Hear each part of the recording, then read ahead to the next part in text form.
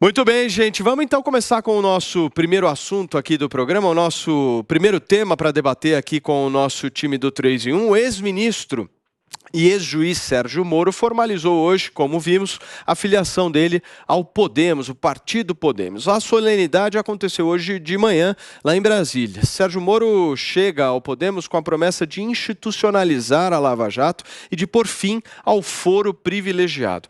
O partido o anunciou como futuro presidente da República. Alguns analistas enxergam por outro ponto de vista. Moro estaria mirando no Planalto para acertar justamente o Senado Federal. E a corrida eleitoral segue com mais 2 anúncios aqui. Segundo pesquisa de intenção de votos para a presidência da República no ano que vem, o ex-presidente Luiz Inácio Lula da Silva aparece mais uma vez em primeiro lugar. Essa é uma pesquisa que inclusive saiu hoje. Nós vamos acompanhar justamente na tela a imagem para que a gente possa ter uma ideia justamente da intenção de voto. É uma pesquisa justamente da Genial Quest que foi lançada hoje. Nós temos 48% das intenções em primeiro turno na pesquisa estimulada para Luiz Inácio Lula da Silva, representante do Partido dos Trabalhadores.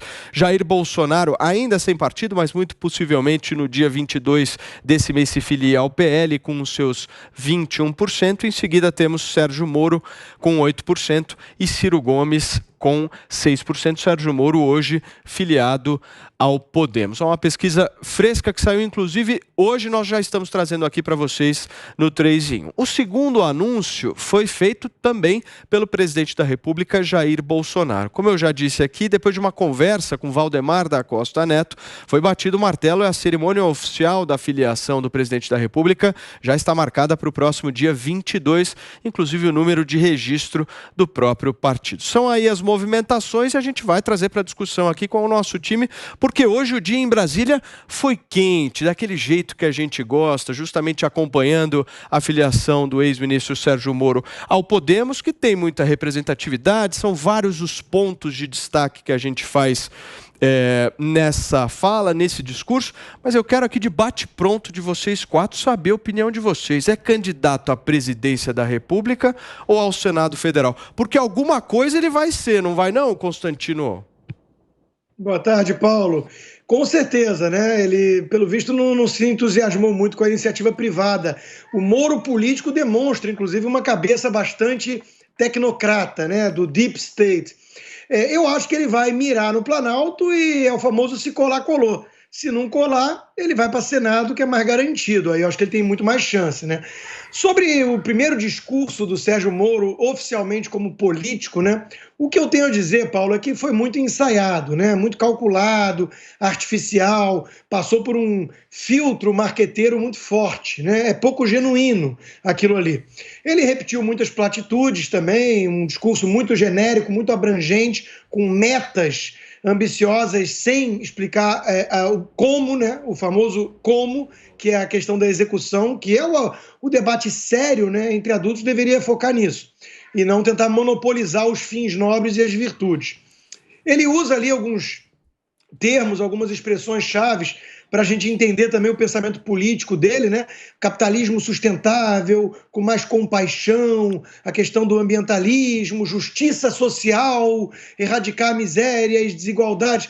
Quer dizer, fala, age, pensa como um tucano, né? Então, Moro, o político, é um tucano. E essa visão tecnocrata que acompanha os democratas americanos, por exemplo, desde o Woodrow Wilson, Lyndon Johnson com Grande Sociedade, essa visão de que um grupo de esclarecidos, ungidos, eu diria, né, abnegados, vão controlar e guiar a sociedade de cima para baixo, porque eles sabem melhor do que o povo, né, do que o eleitor, que muitas vezes não é tão capaz de entender isso. São os especialistas, a tirania dos especialistas. Agora, o que me chamou a atenção mais do que isso tudo, né, e a forma também, Moro, que dizia que não importa a voz do político, e passou claramente por um fonoaudiólogo e melhorou bastante a impostura da voz, né, mais do que a forma e esse conteúdo, o que me chamou a atenção foi o que não foi dito. Moro nada disse, por exemplo, sobre os abusos e o arbítrio supremo, a grande ameaça as nossas liberdades hoje, né? Ele tentou ali se colocar como o candidato da imprensa, da velha imprensa, né? Arrancou aplausos ali quando disse que temos que proteger o jornalismo, como se tivesse alguma ameaça concreta nesse governo hoje ao trabalho da imprensa. Não tem, né? Não tem. Quem ameaça, se voltar, é o Lula, claramente com regulação e coisas dessa natureza. O presidente pode dar respostas atravessadas, mas também é o presidente mais atacado da história por jornalistas que desejam abertamente sua morte, o comparam com Hitler, com fascistas, nazistas e por aí vai. Então, me pareceu estranho isso. Outra coisa é o discurso que relativiza o mensalão. Coloca junto ali com rachadinha, com até mesmo emendas secretas, que são legais, né? Então, banalizar o mensalão, que é um projeto totalitário de poder, com mala às sombras para comprar deputados e governar sozinho, me parece um grave equívoco, né? Que nem você relativizar qualquer mal feito, aquele que deu cervejinha para um guarda ou aquele que é assaltante de banco, né? Isso claramente agrada aos assaltantes de banco. E, por fim, né, o discurso de ética, que é o discurso mais forte de Moro, sem dúvida, fica um tanto esquisito ali, quando ele está ao lado de alguém como Luiz Miranda, né? Ele morou aqui nos Estados Unidos, ele podia ter perguntado aqui na Flórida o que pensam do Luiz Miranda, ou ler a imprensa brasileira, né? Que está lá muita coisa sobre isso. E, para terminar, Paulo, vamos ver daqui para frente o que é comportamento de gado diante de um mito, né? Tem muita gente que gosta de acusar isso em supostos bolsonaristas. A gente está vendo nas redes sociais hoje que não pode nem fazer perguntas, muito menos criticar o ídolo dessa turma aí, porque ele já vem com pedras na mão. Constantino, uma rápida pergunta para você. Você mencionou justamente esse caso do Luiz Miranda, mas andar com o Valdemar da Costa Neto também não é um problema? Claro que é. Só que quem fica com um discurso purista, demonizando o outro, porque precisa de um partido e vai para o PL, não é o Bolsonaro, né? O Bolsonaro já fez isso também. É típico, inclusive, de candidato, né?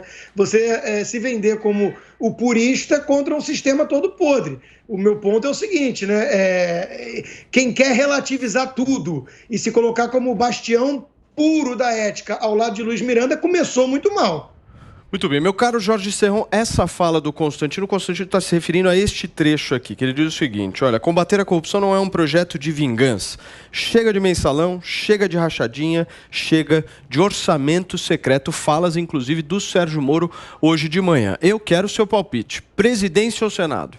Saudações, meus amigos e amados haters, eu já cravei aqui várias vezes no 3 em 1. Sérgio Moro entra como candidato a presidente, mas mirando claramente o Senado.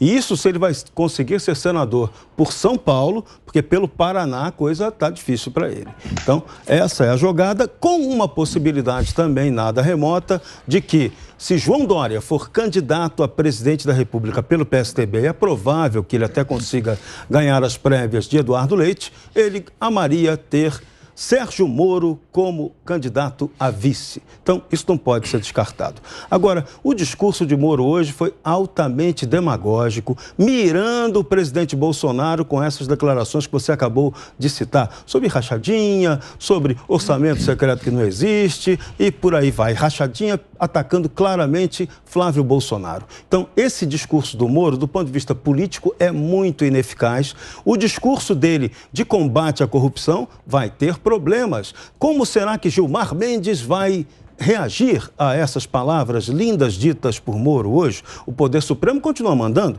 Hoje, Alexandre de Moraes fez mais uma intervenção jurídico-política, mandou tirar Roberto Jefferson da presidência do PTB. Então, o Poder Supremo continua a todo vapor. Agora, essa candidatura a Moro, ela mostra, cada dia vai convencendo mais a gente que a Lava Jato foi uma operação tucana com o objetivo de detonar o PT e não apenas combater a corrupção. Está ficando cada vez mais evidente, tanto que agora o circo, as correntes começam a mudar. No tempo da Lava Jato, você podia fazer tudo e perseguir quem quisesse. Agora o tempo mudou e os procuradores da Lava Jato, incluindo Deltan Dallagnol, agora são alvos de um processo do Tribunal de Contas da União que cobra deles a utilização milionária, ganhos em diárias, que não são ilegais, mas são ganhos que deixam um pouco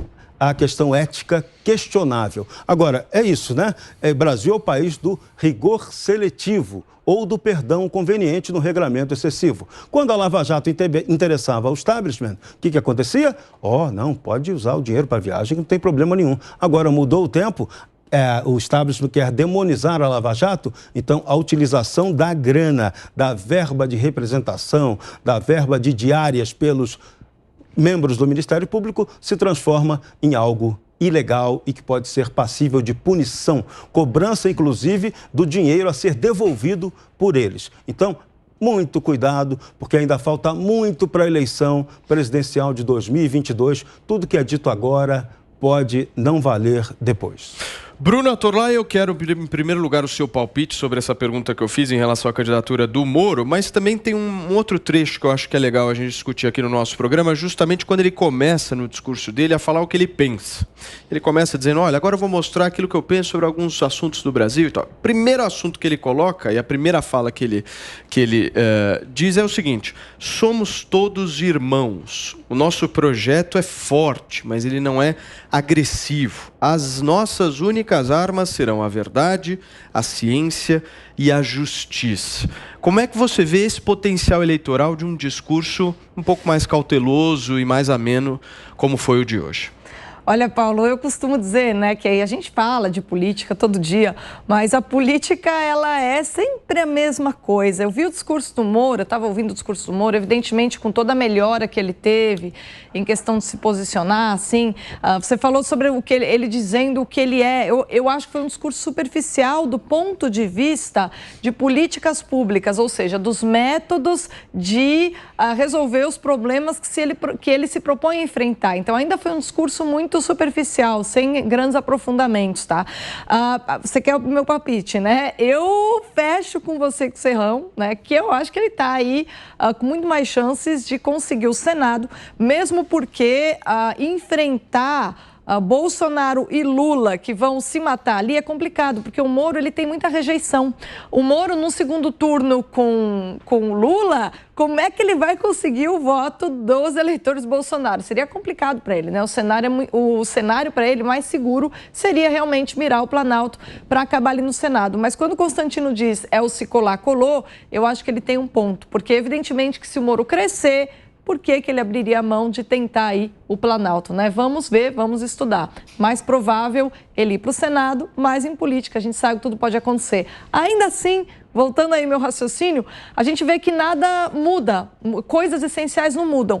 Todo o discurso do Moro de hoje é matizado, sobretudo esse trecho que você acaba de ler para mim, é matizado pelo discurso moralizante da ética na política. Esse foi o discurso, por exemplo, que o PT adotou nos anos 90.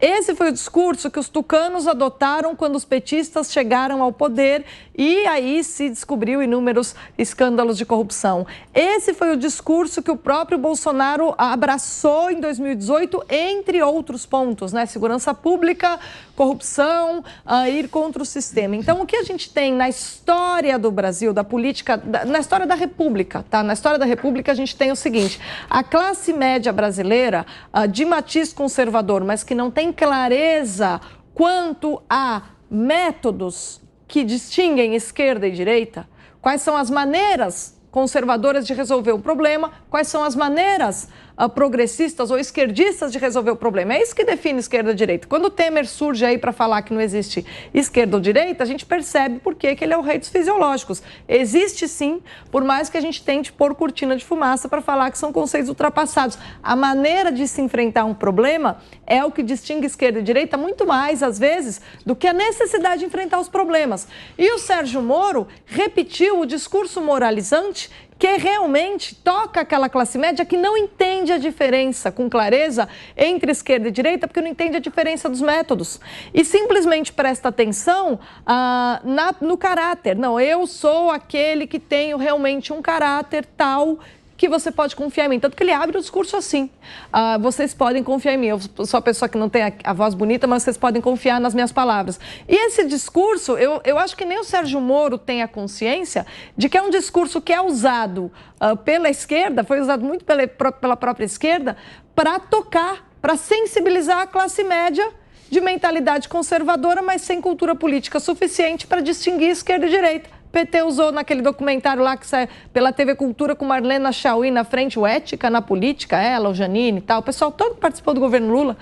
E aí a gente teve aí o PSDB enchendo as páginas de várias revistas aí na época do Mensalão, Ética na Política, tal, contra o PT.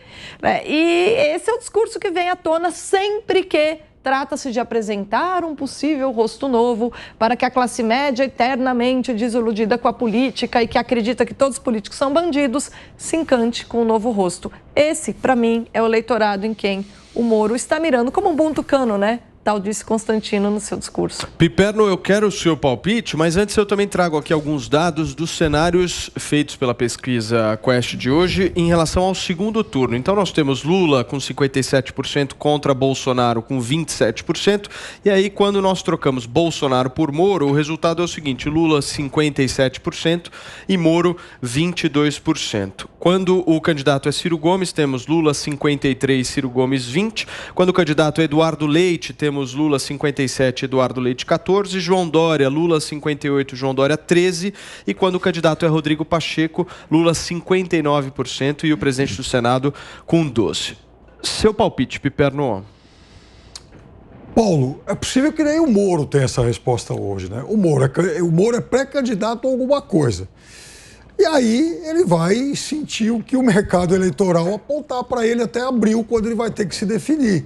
Se naquele momento, se em abril, 6 meses antes das eleições, Moro tiver bons índices aí nas pesquisas de opinião, é provável que ele siga em frente desse desejo de ser candidato a presidente.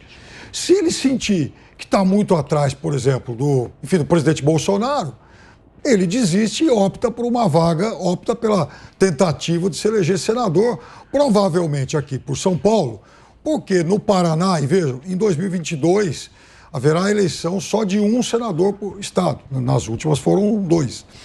E aí, muito possivelmente, a vaga do Paraná será destinada à reeleição do atual senador Álvaro Dias, principal liderança do partido. Então o Moro não vai entrar no Podemos agora para sair em confronto aberto com Álvaro Dias, até porque é um político, sempre foi um político muito próximo a ele.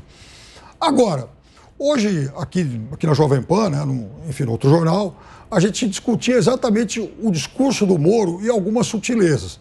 Então, é muito do que a Bruna disse. O Moro pega o discurso do Bolsonaro de 2018, tá? Que é o discurso anticorrupção, de política feita em outros níveis.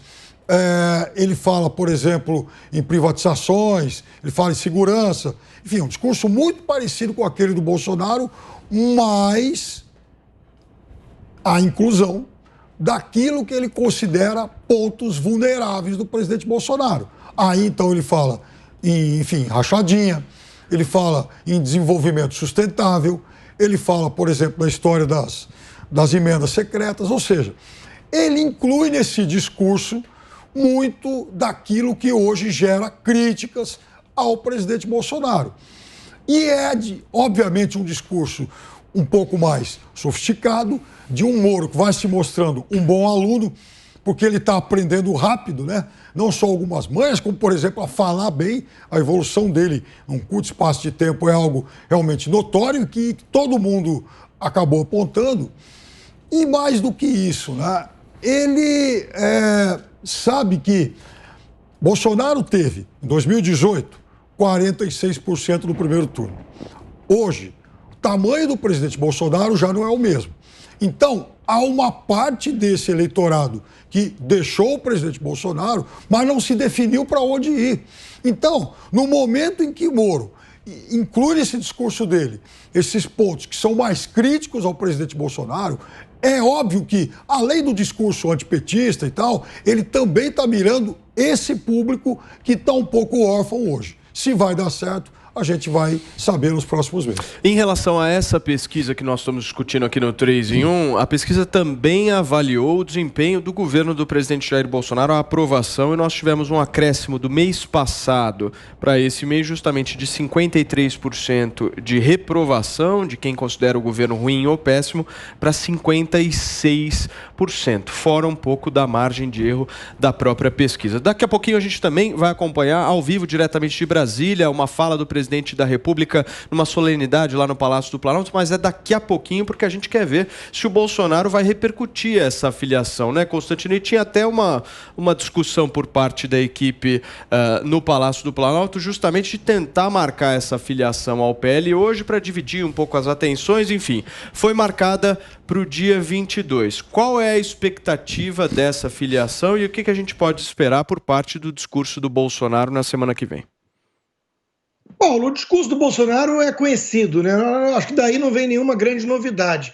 O que está claro é que ele está cada vez mais jogando o jogo da política clássica, tradicional, né? No Brasil, que não é uma coisa muito bonita. Ele precisa do centrão, ele mesmo já desabafou, né? Vou para onde? O resto é a esquerda, ou a oposição, que também é centrão. Só não gosta de usar esse nome, se chama de centro, né? Mas MDB e DEM, de repente, viraram bastiões da ética na política. Não tem, né?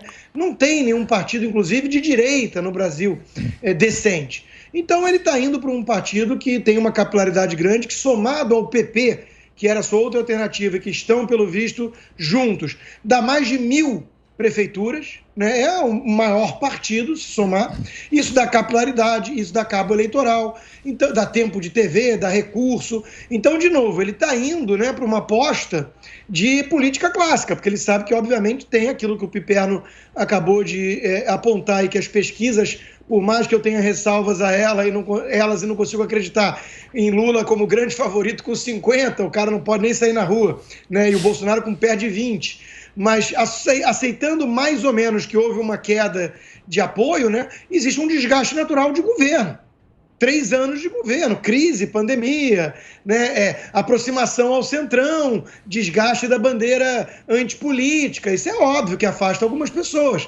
Então, ele agora vai ter que jogar o jogo da reeleição, que é o jogo realpolitik, né? É o jogo realista. Não tem mais o fator novidade. Claro que a questão da facada ali também gerou uma comoção e mexeu muito com questão emocional do público, mas não tem nada disso, né? Agora ele precisa enfrentar adversários com um desgaste, né, de 3 anos de governo, crises e um massacre midiático diário, que é o maior partido de oposição do Brasil hoje, né? Fora o sistema todo, o Supremo e por aí vai. Então, não é trivial. Então, o que ele tá endossando com essa ida para o PL é a adesão, né, à política, como ela é, sem muitos romances, sem muitas ilusões. É isso que ele tem.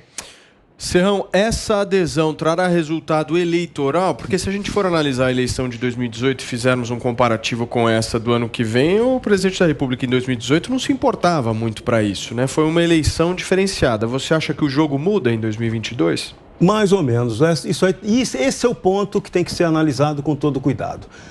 Estar aliado do PL, do PP e do PRB traz voto? Não necessariamente. Bolsonaro é que vai trazer voto para esses partidos. E o que Bolsonaro quer agora é garantir que ele não corra risco de sofrer impeachment ou ter a sua candidatura impugnada até o ano que vem. E essa base parlamentar que ele construiu, tendo lá o presidente da Câmara, Arthur Lira, no comando operacional, está dando muito bom resultado para ele. Então ele está jogando com essa estabilidade política para conseguir governar do jeito que der. Leia hoje lá o meu artigo no site da Jovem Pan, que eu explico muito bem como é que o titular da cadeira do Palácio do Planalto é um refém da cleptocracia brasileira. Não interessa quem ele seja. A estrutura de roubalheira do Estado brasileiro, a atual maneira como nós elegemos nossos representantes, ela permite muito mais uma ação da bandidagem na política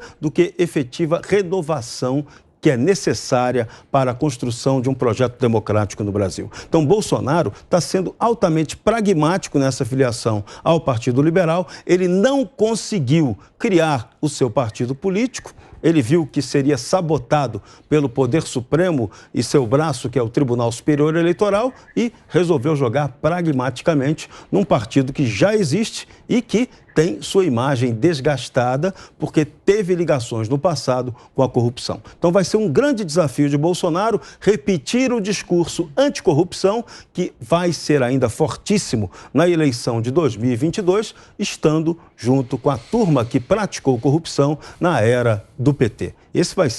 Essa vai ser a maior dificuldade de Bolsonaro, mas que ela pode ser vencida se a economia bombar, se a popularidade do presidente, do governo melhorar um pouco e se a Covid não tiver tanto impacto, quando ainda não se consegue medir, sobre a imagem do presidente Bolsonaro. São os desafios para ele. Muito bem, são 5h29. A gente vai para um rápido intervalo comercial. Daqui a pouquinho o 3 em 1 está de volta aqui na Jovem Pan News. 3 em 1.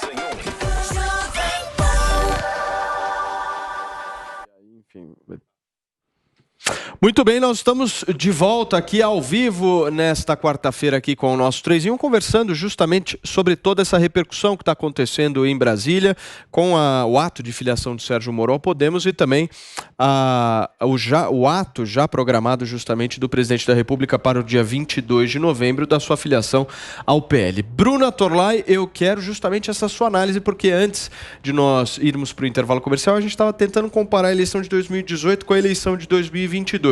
Qual que é a lógica que vai valer? Quando você não é mais novidade, a sua chance é vencer pelo trabalho. Você não é mais novidade, você já não atrai pelas promessas, mas você pode atrair a base justamente pelo trabalho. E é daí que a gente entende esse tal desse projeto Presidente que faz, que tem sido a maior arma de propaganda do governo Bolsonaro. Isso no grupo do Telegram, você tem site. Então, por exemplo, nesse projeto se divulga tudo que a imprensa, que acaba muitas vezes fazendo as vezes de oposição ao governo, silencia, né? Por exemplo, como o maior programa de concessões de infraestrutura de transportes do mundo, né, que está no Brasil, que foi a última realização do Tarcísio. Ele tem muitas, mas a gente tem essa última. Então, você quer... Perfeitamente. A gente vai continuar discutindo justamente isso aqui no nosso 3 em 1. 5h31, nós estamos de volta para você que nos acompanha aqui pela Jovem Pan News, conversando justamente sobre toda essa repercussão. Bruna Torlai, você estava me falando se essa lógica de 2018 vai se repetir em 2022, a gente estava debatendo isso, eu estava inclusive trazendo um dado, esse dado era sobre o quê? Isso, é justamente como o Bolsonaro já não é novidade, ele tem de vencer pelo trabalho, agora se tem aquele projeto, né, Presidente que faz, que é justamente para divulgar todos os feitos do governo, é uma estratégia de propaganda dirigida à sua base de apoio forte e a todas as pessoas assim que estão lidando no seu cotidiano com essas realizações, como por exemplo a maior concessão de infraestrutura aí do mundo, que é essa que o Tarcísio está liderando agora no Brasil. É um projeto super amplo, não dá para eu detalhar aqui, mas assim como esse, você tem uma série de outros projetos que estão sendo propagandeados aí pelo governo, justamente para demonstrar que, na prática, o governo Bolsonaro é um governo de realizações. Vamos lembrar da memória curta do povo, né? Alguém lembra das portas fechadas na pandemia? As pessoas esqueceram, estão tão aliviadas com as prováveis aí, a queda agora das restrições, da obrigatoriedade de usar máscaras, que talvez no ano que vem ninguém mais lembre dos erros eventuais da pandemia ou de se a gestão foi boa ou ruim. Sim. Mas realizações as pessoas não esquecem, e é nisso que o Bolsonaro está focando. Muito bem, nós vamos continuar debatendo aqui na Jovem Pan. 5h32, você nos acompanha em todo o Brasil aqui na Jovem Pan News. Nós estamos no ar aqui com o nosso 3 em 1, tentando repercutir, conversar, debater com o nosso time aqui justamente sobre tudo que aconteceu hoje de manhã em Brasília e o que vai acontecer também na semana que vem. Fábio Piperno, meu caro, eu quero saber o seguinte de você.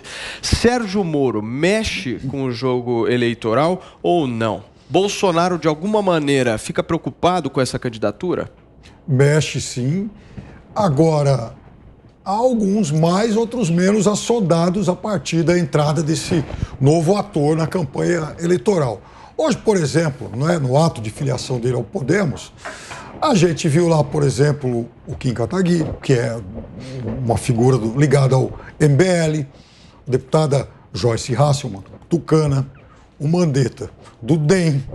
A gente viu figuras lá de várias origens políticas, né, de diferentes vínculos políticos. E é óbvio que essa turma toda também vai aguardar um pouco mais e provavelmente até perto de abril para ter uma noção melhor de como é que essa candidatura vai ou não impactar o jogo político. Porque candidato a deputado, candidato a senador, candidato a governador, ele não gosta muito de estar ao lado de candidato nanico. Então, por exemplo, se o candidato tucano não conseguir decolar, e eles já viram o que aconteceu em 2018, quando o Alckmin teve 4,6%, vai ser muito difícil alguém querer realmente ir até o fim, morrer abraçado com o Dória ou com o Eduardo Leite. Então essa turma está exatamente em busca, quem sabe, de uma outra alternativa para poder se agarrar. Então, também por conta disso, a candidatura Moro pode mexer com esse tabuleiro, sim. E provavelmente a gente vai ver uma revoada de parlamentares mudando rapidamente de partidos quando for aberto um novo período em que isso será permitido, porque o presidente Bolsonaro, por exemplo, agora se juntando a PL e PP, vai, de fato, ter uma base muito forte, mas tem lá um pedaço disso que não quer ficar com ele. No caso do PSDB, ontem, por exemplo, a gente viu o resultado da votação. Os tucanos de São Paulo foram contra. No resto do Brasil, eles foram a favor do projeto. E aí, eles estarão com Dória? Ou Eduardo Leite? A gente vai discutir justamente isso, mas eu quero saber de vocês, inclusive do nosso Rodrigo Constantino, de bate-pronto aqui consta, pensando numa eleição de segundo turno. Essa eleição tudo indica justamente que nós teremos um segundo turno da maneira como está colocada. Pode ser que isso não aconteça, enfim, a gente sabe como é que são as eleições aqui no país, mas tudo indica que nós teremos um segundo turno. Para enfrentar o Lula, quem é mais competitivo? Bolsonaro ou Moro? Bolsonaro. Bolsonaro é mais competitivo, mas que tal um segundo turno Moro e Bolsonaro? Mais interessante ainda. E para você, Serrão? Eu também aposto num segundo turno entre Jair Bolsonaro e alguém aí que vai surgir dessa terceira via. Eu repito, Lula é o candidato fake. Sem Lula, então. A tua aposta é justamente sem Lula. Terceira via e Bolsonaro. Bruna Torlai, eu quero te ouvir. Um segundo turno sem Lula seria um sonho para o Brasil, né? É muito mais interessante a gente observar essa pseudo-direita, né, que os tucanos tentam se apresentar como direita, e um conservador aí, que é o Bolsonaro, a trancos e barrancos, tentando trabalhar junto com o Centrão, mas fazendo concessões aí ao eleitorado conservador, respeitando esse eleitorado e o representando, seria muito mais interessante do que aquela eterna presença da esquerda clássica no segundo turno. Piperno, e aí, hein? Lula fora do segundo turno, os três estão analisando isso daqui aqui no 3 em 1. Eu quero saber a sua opinião. Você concorda com eles? O segundo turno vai ser entre Lula e mais um, né? Foram 8 eleições para presidente até hoje. O PT foi primeiro ou segundo em todas. O Lula preso, pôs o candidato dele no segundo turno com 29% do primeiro. O Lula solto fazendo campanha e a gente está vendo aí os índices. O resto é conversa fiada. É muito... Por que vocês estão discordando? Eu quero saber aqui. Isso aqui. Não, registra. É torcida. Torcida não é análise, né? Mas assim, o mais engraçado vai ser o seguinte: o cenário que você colocou, né? Se o Lula for para o segundo turno com o Bolsonaro e não tiver a tal terceira via tucana, que são 48 nomes tucanos aí, né? Vai ser divertidíssimo ver para onde vai ter que ir essa turma que você mencionou aí, né? A Joyce Hasselmann, o Kim Kataguiri e companhia. Eu já escuto eles gritando Lula lá. Calma, Constantino, calma. O Lula tem muito voto, mas calma, né? Esse pessoal eu acho que é meio difícil. Não, na verdade vai ser bem constrangedor justamente para esse pessoal que é antipetista e está desesperado por ter um nome forte.